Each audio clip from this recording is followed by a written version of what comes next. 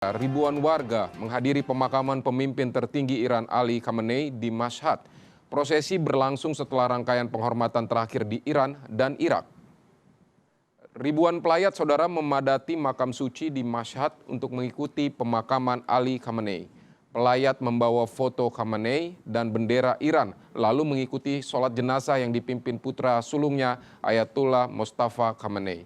Sebelum dimakamkan, rangkaian penghormatan terakhir digelar di Teheran, di Qom, Najaf, dan juga di Karbala. Pemerintah Iran menyatakan Khamenei tewas dalam operasi militer gabungan Amerika Serikat dan Israel pada 28 Februari.